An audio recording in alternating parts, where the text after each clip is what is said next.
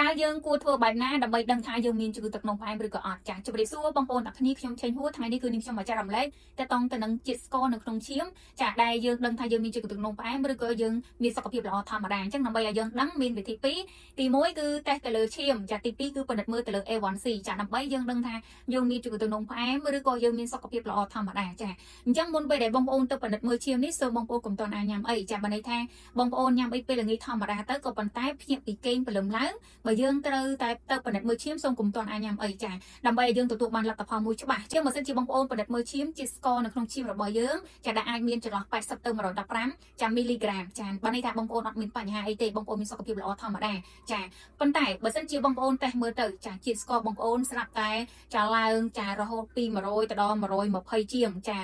125គឺត្រៀមហើយចា៎បើន័យថាបងប្អូនត្រៀមលក្ខណៈក្នុងការកើតមានជំងឺទឹកនោមផ្អែមប្រភេទទី2ហើយចា៎ប្រសិនជាយើងត្រៀមក្នុងការកើតមានជំងឺទឹកនោមផ្អែមប្រភេទទី2យើងត្រូវតែ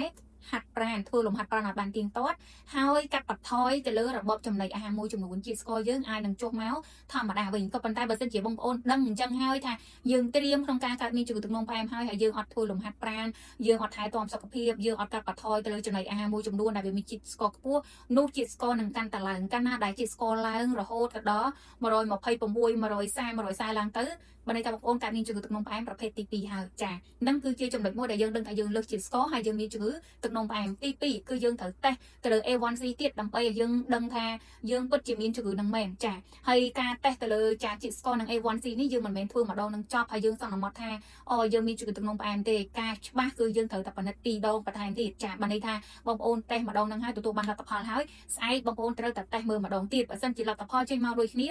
នោះគឺបងប្អូនមានជំងឺទឹកនោមផ្អែម 100% ចាអញ្ចឹងយើងតេស្តទៅលើ A1C ហ្នឹងតើវាមានប្រមាណដែលយើងដឹងថាអូយើងមានជំងឺទឹកនោមផ្អែមហើយអញ្ចឹងក្នុងករណីដែលបងប្អូនតេស្តទៅលើ A1C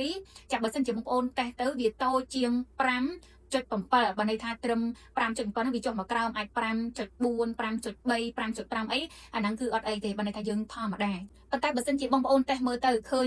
5.7 ឬក៏រហូតដល់ 6.4 បើន័យថាបងប្អូនត្រៀមលក្ខណៈក្នុងការកើតមានជំងឺទឹកនោមផ្អែមដូចគ្នាតែបើសិនជាបងប្អូនតេស្តមើលទៅឃើញថាចា A1C របស់យើងហ្នឹងគឺមាន 6.5 ចាឡើងទៅហើយហ្នឹងគឺយើងមានជំងឺទឹកនោមផ្អែមហើយចាហើយដើម្បីឲ្យយើងច្បាស់យើងតេស្តលើកទី1ចាក្នុងថ្ងៃហ្នឹងស្អែកឡើងយើងទៅតេស្តមើលម្ដងទៀតប្រសិនជាយើងឃើញថាលទ្ធផលអត់មានចុះទេគឺដូចគ្នាចាយើងមានជំងឺទឹកនោមផ្អែមហើយនេះគឺបងប្អូនត្រូវដឹងហើយត្រូវថែទាំសុខភាពខ្លួនឯងបន្ថែមទៀតចាដូច្នេះបងប្អូនគួរតែឧស្សាហ៍ទៅឆែកមើលសុខភាពដើម្បីដឹងថាតើយើងមានបញ្ហាសុខភាពដែរអត់ឬក៏សុខភាពយើងល្អធម្មតាបើសិនជាយើងឃើញថាយើងប្រឈមក្នុងការកើតមានយើងនឹងថែទាំសុខភាពកុំឲ្យវិវត្តទៅជាមានជំងឺទឹកនោមផ្អែមប្រភេទទី2ចាអញ្ចឹងបើសិនជាបងប្អូនមានសំណួរមានចង់ណាមួយទៅតងទៅនឹងបញ្ហាសុខភាពគឺបងប្អូនអាចខមមិនសួរនៅខាងក្រោមវីដេអូនឹងបានហើយបងប្អូនកុំភ្លេចជួយ like និងជួយ share ចាវីដេអូរបស់នាងខ្ញុំម្នាក់មួយផងដើម្បីទទួលបានការចែករំលែកថ្មីៗពីខាងនាងខ្ញុំចាអរគុណច្រើនជម្រាបលាជួបគ្នានៅក្នុងវីដេអូក្រោយ